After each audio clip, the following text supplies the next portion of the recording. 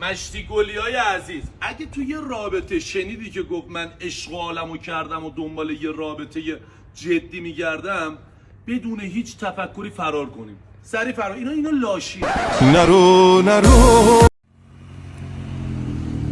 مشتی گلی، یکی نابیناست چشم نداره ببینه، یکی بیناست چشم نداره ببینه.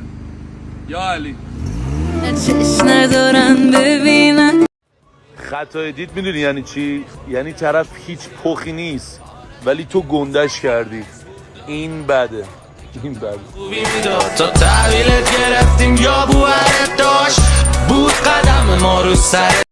تفریح این روزهای من اینه که به دروغ آدما گوش میدم و جوری وانمود میکنم که انگار باورشون کردم. هم اونا خوشحال میشن و فکر میکنن زرنگن، هم منم سرگرم میشم. خیلی باحاله. اگه قرار باشه واسه آخرین بار بین بد و بدتر یکی رو انتخاب کنم، دستمو میذارم رو بدتر، چون بدتر میتونه بهتر شه ولی بد تشنه بدتر شدنه. میفهمی که چی میگم؟